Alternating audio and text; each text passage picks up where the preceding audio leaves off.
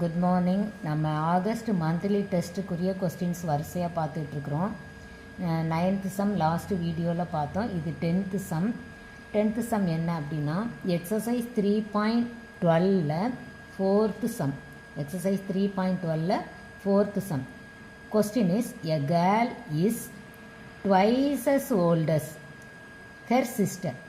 ஒரு கேர்ள் அவளோட சிஸ்டரோட 2 மடங்கு ஏஜில் இருக்கிறான்.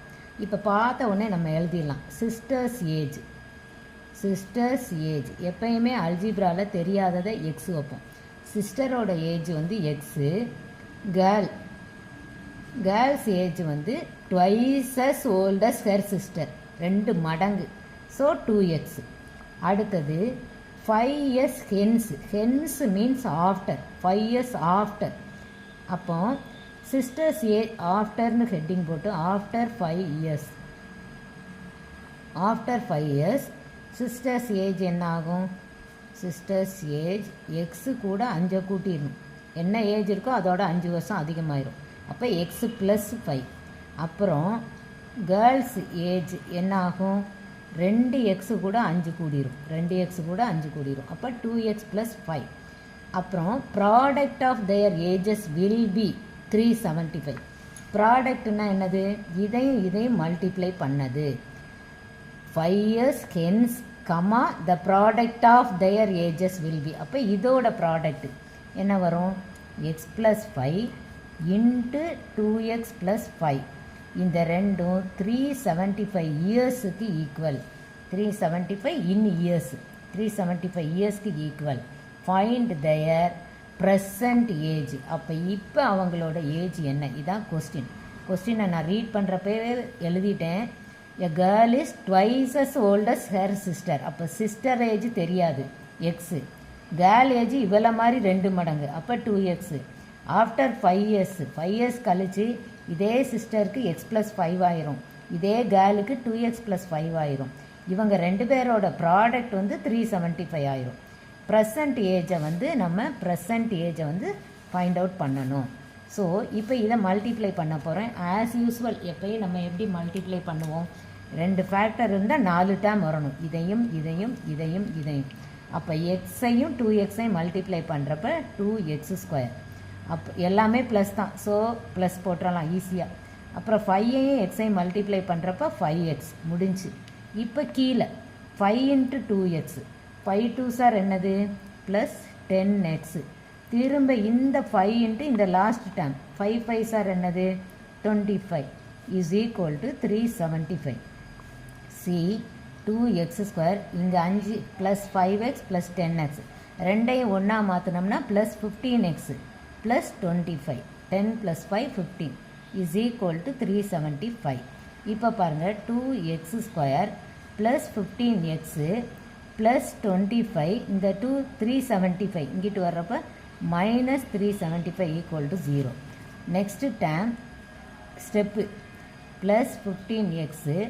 இது ரெண்டும் ப்ளஸ்ஸும் மைனஸும், இது ப்ளஸ்ஸு இது மைனஸ். அப்போ பெரிய நம்பர் மைனஸ் இருக்குது. அப்போ ஆன்சர் பெருசில் தான் வரும். 375ல் 25 சப்ட்ராக்ட் பண்ணால் 350. பிக்கர் நம்பரோட சைன் மைனஸ். ஸோ இது இப்போ இதை நம்ம ஃபேக்டரைஸ் பண்ணணும். ஃபேக்டரைஸ் எப்படி பண்ணணும்னு சொல்லி கொடுத்துருக்கேன். மல்டிப்ளை பண்ணால் இங்கே கோஎஃபிஷியன்ட் 2 இருக்குது. அப்போ இந்த 2வையும் இந்த 350 என்ன வருதோ மல்டிப்ளை பண்ணால் அதுதான் இங்கே வரணும் மல்டிப்ளை பண்ணால். அப்போ மல்டிப்ளை பண்ணால் 2 into மைனஸ் 350 ஈக்குவல் டு 700. என்ன 700? மைனஸ் 700 இது வரணும். பாருங்கள் மல்டிப்ளை பண்ணால் நான் திரும்ப ஒரு வாட்டை எழுதுகிறேன் பெருசாக நல்லா.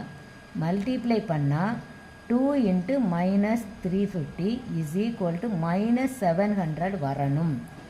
ஆட் பண்ணால் நடுவில் என்ன இருக்குது? ப்ளஸ் 15 வரணும். இங்கே மைனஸ் அப்படின்னா நமக்கு ஃபேக்டர்ஸ் ஒரு ப்ளஸ் ஒரு மைனஸ் இருக்கும். ஏன் அப்படின்னா ப்ளஸ் இன்ட்டு மைனஸ் தான் மைனஸ்.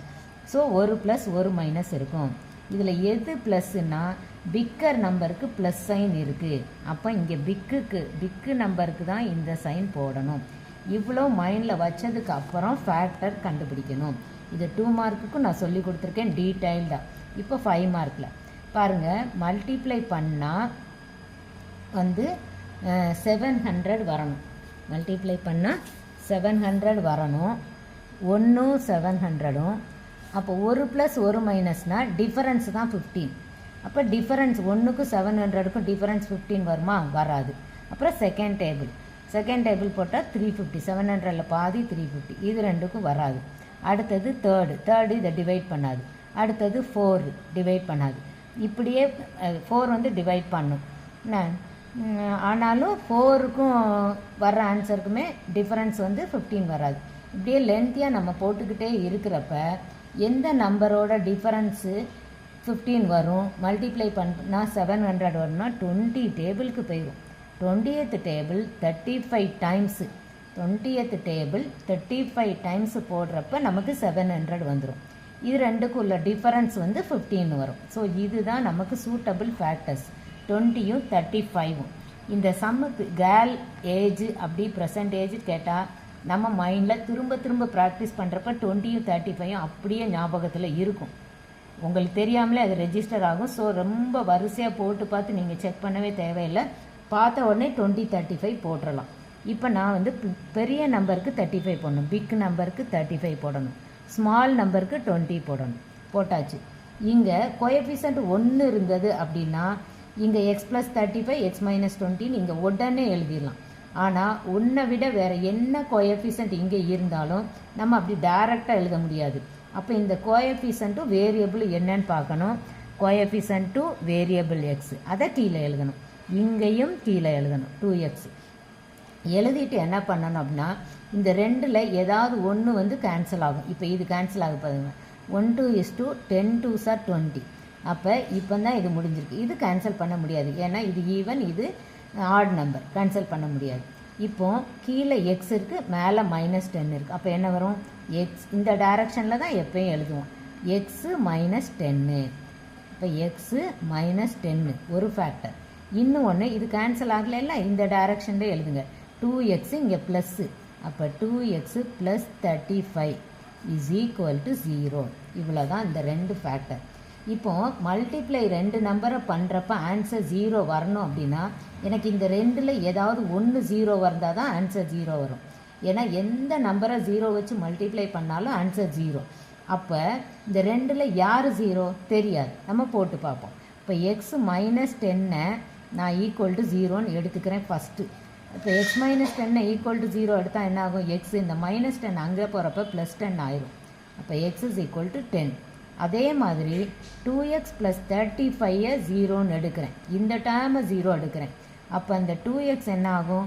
+35 அங்கிட்டு போனால் -35 ஆயிரும். அப்போ எக்ஸ் தான் எனக்கு வேணும். அந்த மல்டிப்ளையில் இருக்கிற 2 எங்கே வரும்?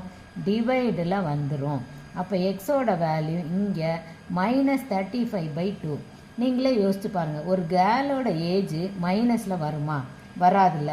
அப்போ இது நாட் எலிஜிபிள், இது வந்து இன்வேலிட். அப்போ என்னது? ஒரு கேர்ளோட ஏஜ் ப்ளஸில் வர வாய்ப்பு இருக்குது. So x = 10. இதுதான் வந்து நமக்கு ஆன்சர். எக்ஸ் யாரை வச்சோம்? சிஸ்டரை வச்சோம். எக்ஸ் யாரை வச்சோம்? சிஸ்டர்ஸ் ஏஜ் தான் எக்ஸு. இப்போ நம்ம ஆன்சர் எடுத்து எழுதணும். Sisters age = 10. இதுதான் ப்ரெசன்ட் ஏஜ். சரி, அப்போ கேர்ளோட ஏஜ் என்னது? Girl age 2x. இப்போ 2 × 10 = 2 10s are 20. அப்போ sisters age 10 answer, girl age 20 answer. Girl age answer வந்து 20. இதுதான் ஃபைனல் ஆன்சர். நல்ல சம் வந்து எப்படி இருக்குது பாருங்கள், ஈஸியாக சூப்பராக இருக்குது பாருங்கள். இந்த அல்ஜிப்ரா தான் நிறைய இடத்துல நமக்கு காம்படிட்டிவ் எக்ஸாம்லலாம் இந்த ஏஜ் எல்லாம் கொடுத்து கேட்பாங்க. ஸோ இந்த மாதிரி நம்ம ப்ராக்டிஸ் பண்ணி கொடுத்துருக்கிறது ஃபுல்லாக இப்படி சென்டென்ஸில் தான் கொடுப்பாங்க. நம்ம அதை வந்து எப்படி எழுதிக்கணும்னா நம்ம வந்து மேத்தமெட்டிக்கல் நோட்டேஷன் சிம்பிள்ஸ்லலாம் மாற்றிக்கிட்டோம். அப்படி மேத்தமெட்டிக்கல் டேர்ம்ஸில் மாற்றிக்கிட்டு எக்ஸ் ஒய் எல்லாம் வச்சு செஞ்சோம்னா கரெக்டாக ஆன்சர் வந்து கண்டுபிடிச்சிடலாம். Very very important sum. Thank you, all the best.